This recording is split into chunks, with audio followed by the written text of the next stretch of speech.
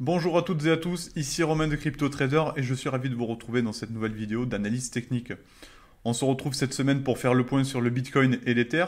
Nous allons voir que sur le moyen terme il y a peu de changements, mais que sur le court terme nous avons des idées haussières qui commencent à se dessiner.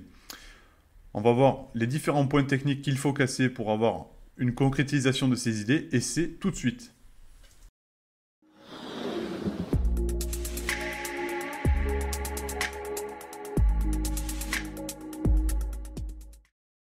Et donc, comme je vous le disais en introduction, donc, le Bitcoin en vue hebdomadaire ne propose pas ou très peu de changements depuis la semaine dernière. On peut voir que la bougie s'est terminée sur une toute petite hausse et que nous sommes toujours bloqués par ce ratio de Fibonacci ici à 19 807 $.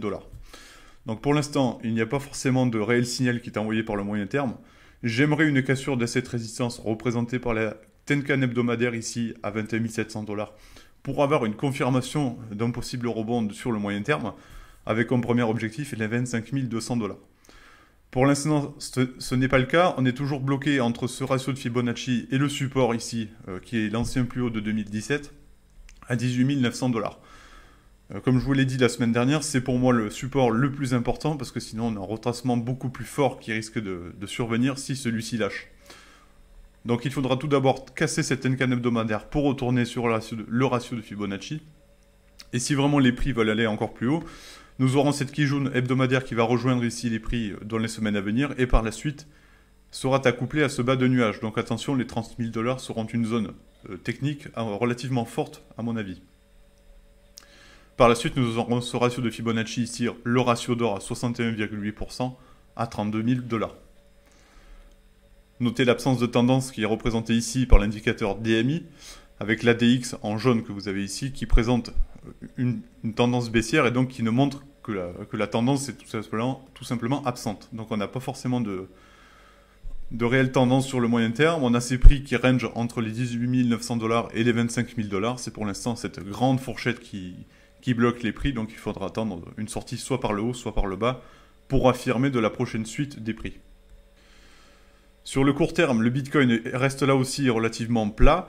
On a peu de changements depuis la semaine dernière. On a vu une cassure ici de cette Kijun journalière qui avait été invalidée dès le lendemain. Cette semaine, on a le même scénario. On a la même bougie qui suit, c'est-à-dire une bougie rouge qui vient retester cette cassure de Kijun journalière. Si celle-ci serait enfin confirmée, ça permettrait de retourner à la fois chercher le ratio de Fibonacci, le bas de nuage et surtout la trendline descendante. Donc on voit qu'on a du beau monde ici sur la route, avec ces trendlines qui bloquent les prix depuis maintenant plusieurs mois. On a du beau monde sur la route et si ça casse, ça sera une superbe opportunité pour aller chercher le haut du nuage à 22 000 $. Et donc on pourrait au moins aller chercher le haut du range qui avait bloqué les prix durant l'été. Mais cette fois-ci, on pourrait au moins aller rechercher ce haut de nuage et si on le casse, retourner dans une tendance haussière de court terme. Ça serait enfin positif, on aurait quand même un réel signal qui est envoyé par les prix, mais pour l'instant, nous n'y sommes pas encore. Il faudrait d'abord au moins casser ce niveau-là, donc je vous dis les 19 800 $, ça serait vraiment le top départ pour aller rechercher d'abord les 22 000 $ et par la suite les 25 000 $ si vraiment les prix sont en forme. Là pour l'instant, il faut rester patient, nous avons des chiffres clés macroéconomiques qui vont tomber ce jour et toute la semaine. On a également les résultats trimestriels des entreprises qui vont rajouter de la volatilité dans le marché. Alors évidemment, on n'est pas vraiment sorti de l'auberge, comme on pourrait dire. J'attendrai vraiment une cassure de ces niveaux-là pour vraiment affirmer que les prix sont aptes à retourner vers le haut du nuage à 22 000 $. Pour l'instant, on est vraiment bloqué entre ce ratio de Fibonacci et le support technique qui a joué un rôle clé encore la semaine dernière, donc le vendredi, puisque nous avions une tentative de cassure à la baisse qui a été invalidée et qui s'est terminée sur une bougie verte. Donc on a vraiment des acheteurs qui restent toujours présents sur ce niveau-là. Et ça, c'est quand même très positif. Allez, l'Ether que vous avez en vue hebdomadaire, pardon. L'Ether, c'est un peu la même situation que le Bitcoin, on reste relativement plat. On a des prix qui ne donnent aucune tendance sur le moyen terme et on reste bloqué par des niveaux clés. On reste bloqué avec ce support à 2200 $, représenté par le ratio de Fibonacci ici.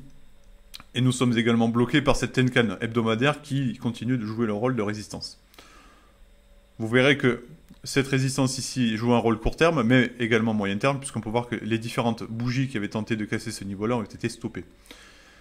Un premier signal sera donné par une cassure, là aussi de la Tenkan hebdomadaire, pour aller chercher dans un premier temps la résistance moyen terme 1700 $, et par la suite le bas de cette Kijun hebdomadaire, qui est maintenant actuellement situé à 1925 $. Je situe toujours cet objectif moyen terme puisque c'est un long plat qui, à mon avis, jouera un rôle clé pour la lagging span qui est pour l'instant libre de son côté. Mais attention, avec des semaines qui défilent, on va avoir une lagging span qui va rentrer dans les prix. Et si celle-ci va vouloir aller plus haut, on aura ce plat de Kijun ici qui va jouer un rôle essentiel. Donc il faudra également le surveiller. Notez également cet objectif qui est accouplé au plat de SSB ici. Donc on a vraiment du beau monde là aussi pour la suite des festivités. Mais voilà, pour l'instant, sur le moyen terme, l'Ether ne donne pas de réel signal. Là aussi, l'indicateur DMI voit sa pente descendre, l'ADX qui descend, donc on n'a aucune tendance qui se dessine, même si les vendeurs gardent la main. Et donc sur le court terme, je vous parlais de cette résistance que vous avez ici. Je l'identifie tout simplement puisque nous avons plusieurs tests qui ont été effectués et pour l'instant, on a des prix qui restent bloqués. On a la séance d'hier et de ce jour qui reste là aussi sous cette résistance. On a ce bas de nuages qui arrive, donc on a des résistances qui commencent à baisser tout simplement, et donc on a une situation qui commence à se comprimer pour l'Ether. Il va falloir faire un choix. Soit on casse à la hausse et ça nous permet de retourner sur cette trendline descendante, soit on ne casse pas et pour l'instant on reste drivé par ce bas de nuages et on retourne tester ce support à 1200 $.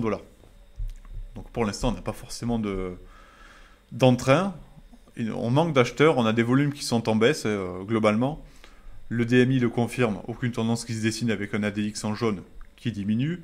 Les vendeurs avec le moins DI en rouge qui reste au-dessus de plus DI en vert. Pas de signal haussier. Il faut rester patient. Le premier signal haussier sera donné par un retour dans le nuage et une cassure de cette trendline descendante. Pour l'instant, on n'a rien. Donc il faut attendre tout simplement. Notez la lagging span qui rebondit sur les prix. Toutefois, c'est quand même assez beau, techniquement. Et si les prix décident enfin de retourner à la hausse, on aura ce plat de Kijun ici à 1500 $ qui va jouer un rôle assez important puisque la lagging span sera dessus. Donc si la lagging span confirme la cassure, là ça sera vraiment un boulevard pour aller chercher le haut du nuage ici. Mais il faudra quand même attendre et confirmer que la tendance haussière est de retour. Pour l'instant, ce n'est pas le cas. Voilà, chers amis, ce que je pouvais vous dire sur ce marché actuellement. Il va falloir rester prudent sur la semaine qui arrive. On a beaucoup de gros résultats, on a beaucoup de chiffres macroéconomiques qui vont tomber, donc attention à la volatilité sur les cryptos. À mon avis, ça risque d'être assez animé, mais je vous propose de faire le point la semaine prochaine pour voir un peu les changements. Je vous remercie d'avoir été attentif à cette vidéo. N'hésitez pas à me dire ce que vous en pensez dans les commentaires. À la semaine prochaine et très belle semaine à vous.